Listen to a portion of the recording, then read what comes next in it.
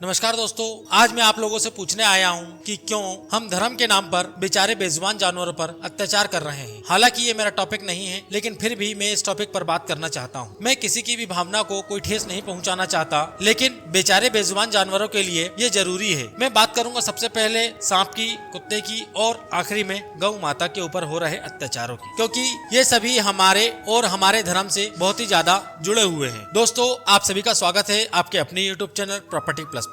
आशा करता हूँ आप सभी बहुत अच्छे होंगे।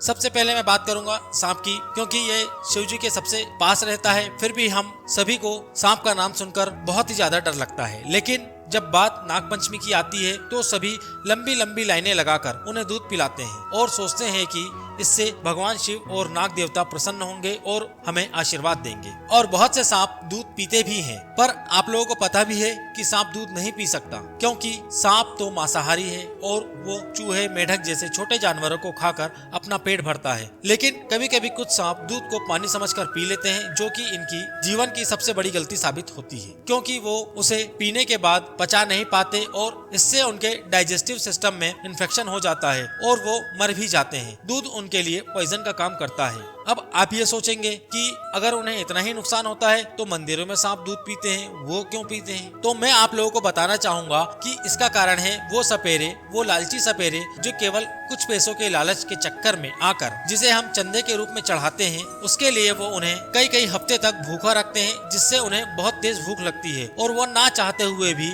भूख और प्यास के मारे दूध को पी लेते हैं और इस तरह से उनकी कभी कभी मृत्यु भी हो जाती है, जिसका कारण हम ना चाहते हुए भी बन जाते हैं। वरना आप खुद ही सोचें, जिस सांप से हम डरते हैं, जो सांप हमसे बहुत ज्यादा डरता है, जो सांप बिल में रहना पसंद करता है, वो आखिर दूध पीने के लिए मंदिर में आएगा ही क्यों? तो अब आप ये सोचेंगे कि भाई ये तो सदियों से चली आ रही परंपरा है कि सांप को दूध पिलाना चाहिए नागपंचमी के दिन। तो इसकी शुरुआत होती है जब इतनी सारी मॉडर्न टेक्नोलॉजी नहीं थी और घर मिट्टी के हुआ करते थे और आसपास काफी सारी हरियाली भी होती थी, तो सांप कभी कभी घरों के आसपास में भी अपना बिल बना लेते थे और लोगों को काट भी लेते थे, जिससे उनकी मृत्यु भी हो जाती थी। तो इस गंभीर समस्या के उपाय के लिए ऋषि मुनियों ने एक उपाय निकाला। वो उपाय ये था कि उनके बिल के आगे थोड़ा सा दूध रख दिया जाए। तो बिल के सामने दूध होने के कारण कभी कभी सांप उसे पी लेते थे, जो कि थोड़ा बहुत पीते थे और इससे उन्हें काफी ज्यादा परेशानी होती थी और वो वहाँ से चले जाते थे। तो हम ये सोचते थे कि हमारे दूध देने से नाग देवता प्रसन्न हो गए और यहाँ से चले गए हैं। तो लोग खुश हो जाते थे कि हमने नाग देवता की थोड़ी सी सेवा कर दी, पर उन्हें नहीं पता होता था कि एक्चुअल में रीजन क्या है। और धीरे धीरे यही प्रथा बढ़ते चले गई और हम सांप के बिल में भी यही करने लगे, जिससे हमारे आसपास के वहाँ से जाने लगे और हम जाने अनजाने में किसानों के सबसे प्यारे दोस्त को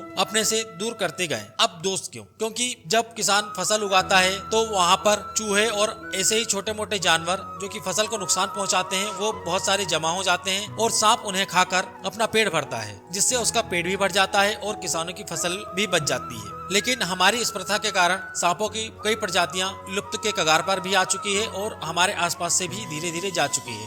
तो आप लोगों से निवेदन है कि प्रथा के नाम पर उन्हें दूध पिलाना बंद करें, सांप की सेवा बंद करें। क्यों? क्योंकि सांप अपना पेट अपने हिसाब से भर सकता है और वो भी हमसे अच्छी तरीके से। तो हमें उनकी हेल्प करने की कोई भी जरूरत नहीं है। हाँ, अगर आपके पास में दिखता है तो किसी रजिस्टर्ड सांप पकड़ने वाले को बुलाएं और उनके हवाले उसे दे दें, जिससे आपको भी नुकसान ना हो और उसे भी ना हो। अब बात करूंगा कुत्तों की, क्योंकि ये इंसानों के सबसे प्यारे दोस्त होते हैं, जो कि हमारे साथ सदियों से रहते आ रहे हैं और जब वो हमारे घर में होते हैं तो हमारे एक सदस्य की तरह होते हैं। यह हमें अच्छी फ्रेंडशिप के साथ साथ बहुत सारी सुरक्षा भी देते हैं और हम भी उन्हें बहुत सारा प्यार करते हैं। लेकिन यही प्यार उन लोगों के लिए मुसीबत बन गई है, क्योंकि हम सभी जानते हैं कि जो कुत्ते होते हैं वो शिकारी प्रवृत्ति के होते हैं, जिन्हें मांस खाना बहुत पसंद है। क्योंकि ये हमारे साथ रहते हैं और इन्हें हम अपने साथ में रखते हैं तो सादा खाना भी खिलाते हैं, जो कि धीरे धीरे इनके इम्यून सिस्टम को वीक बनाती है। और जब इन्हें हम घर में रखते हैं तो ज्यादातर इन्हें चेन से बांध कर रखते हैं, जिससे इनकी फिजिकल एक्टिविटी भी बिल्कुल बंद हो जाती है और जिससे इनका खाना पचना भी धीरे धीरे कम हो जाता है या ये मोटापे के शिकार हो जाते हैं और मांस ना खा पाने की वजह से इन्हें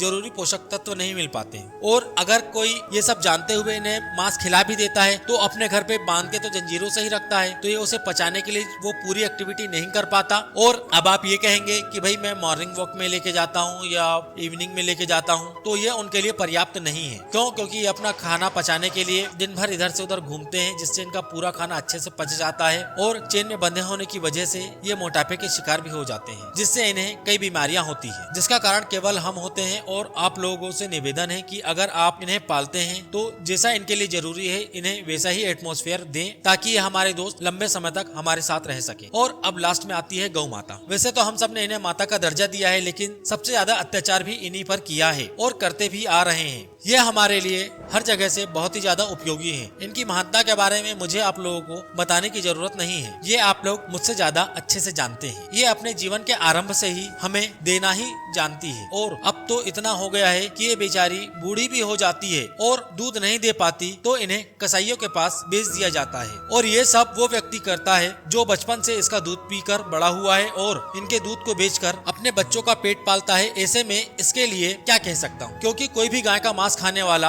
या बेचने वाला उसे पालता नहीं है, पालने वाला ही उसे बेचता है। और पालता कौन है ये तो सभी को पता है। ये तो थी बेचने की बात। अब इनके दूध के लिए भी इन पर अत्याचार होता है। पहले के समय में जब श्री कृष्ण जी के समय में इन्हें पाला जाता था और इनका दूध अपने उपयोग में लिया जाता था, तब बछड़े के दूध पीने के बाद में जो बच जाता था उसे निकालकर पिया जाता था। और उस दूध पर उनका अधिकार इसलिए होता था क्योंकि वो दूध बचा हुआ होता था। दूसरा, वो उनकी सेवा करते थे, जैसे उन्हें नहलाना, धुलाना, चारा खिलाना, घुमाना और उनकी रक्षा भी करते थे। और उनकी जरूरत के हिसाब से वो सब किया जाता था जो उनके लिए जरूरी है। लेकिन समय के बदलाव के साथ इंसान का लालच बढ़ता चला गया और जिस दूध पर उसके बछड़े का अधिकार होता था, उस नवजात के हिस्से का सारा दूध इंसानों के द्वारा निकाल लिया जाता है और मात्र दूध के नाम पर बस उसे थोड़ा सा ही पीने को मिलता है, जिससे बस वो जिंदा रह पाता है। और सबसे बड़ी शाबाशी का काम तो तब होता है जब वह बच्चा बैल निकलता है और उसे मात्र 1 या 2 साल तक पाला जाता है, ताकि उसकी माँ उसे देखकर दूध देती रहे। जब दूध देना बंद हो जाता है तो उसे कसाईयों के हाथ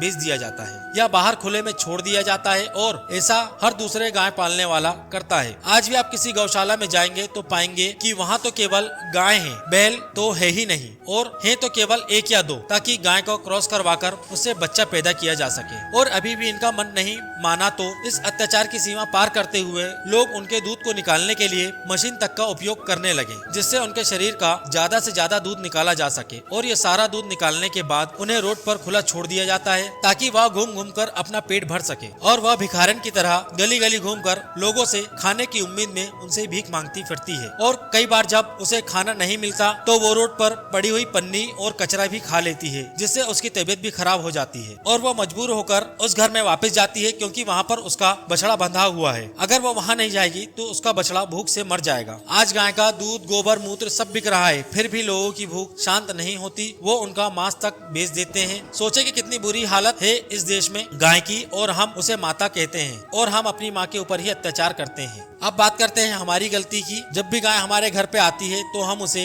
रोटी और बासी खाना देते हैं। पर मैं आप लोगों से पूछना चाहूंगा कि क्या सच में रोटी, दाल, चावल, सब्जी, ये तमाम तरह के 56 भोग किसी जानवर के खाने लायक होता है? गाय सब खा लेती है, पर भगवान ने उसे सब खाने के लिए नहीं बनाया। उसे तो बस आप हरी हरी घास और भूसा खिला दीजिए, उसका खाना वही है। घास के अलावा और भी बहुत सी चीजें हैं जो उन्हें खिलाना चाहिए, लेकिन हमारे दिए हुए खाने से धीरे धीरे उनका डाइजेस्टिव सिस्टम बिगड़ता है और नतीजा यह होता है, पहले जिस गोबर को आंगन में लीपा जाता था, आज उससे इंसान के मल जैसी दुर्गंध आती है। क्या ये सही हो रहा है? और हमसे पंडित पुजारी बोलते हैं कि शिवलिंग पर दूध चढ़ाइए, भगवान का अभिषेक दूध से कीजिए। पर आप खुद ही सोचो कि किसी छोटे से बच्चे के हिस्से के खाने से भगवान का अभिषेक होना चाहिए क्या? क्या उससे भगवान खुश होते होंगे? और अगर सोचते हैं कि अगर इससे भगवान खुश होते हैं तो प्लीज उनसे हाथ जोड़कर निवेदन है कि वो अपने बच्चे के हिस्से का दूध चढ़ाएं, क्योंकि जब दूसरे के बच्चे के हिस्से के दूध से भगवान खुश होते हैं तो आपके बच्चे के हिस्से के दूध से ना जाने कितना ज्यादा खुश होंगे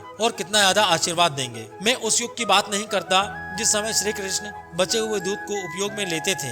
मैं इस समय की बात कर रहा हूँ जिस समय बछड़े को चंद पैसों के लिए बेच दिया जाता है। गाय जिसे हम माता बोलते हैं वो गली गली भीख मांगने के लिए मजबूर है। जिस समय गौ वंश को बचाने के लिए ना जाने कितने ही संगठन काम कर रहे हैं, लेकिन परिस्थिति और भी ज्यादा गंभीर होती जा रही है। तो आप ही सोचें कि ये संगठन क्या कर रहे हैं और मुझे कमेंट में बताएं कि ये संगठन आपके हिसाब से क्या कर रहे हैं। अगर वीडियो किसी को किसी भी प्रकार से बुरी लगी हो तो माफ कीजिएगा, और अगर पसंद आई होगी तो चैनल को सब्सक्राइब कीजिएगा। और आगे मैं इसी प्रकार की वीडियो बनाऊं या नहीं बनाऊं, इस पर भी मुझे राय दीजिएगा। वीडियो में बने रहने के लिए आप सभी का बहुत बहुत धन्यवाद। मिलते हैं नेक्स्ट वीडियो पर।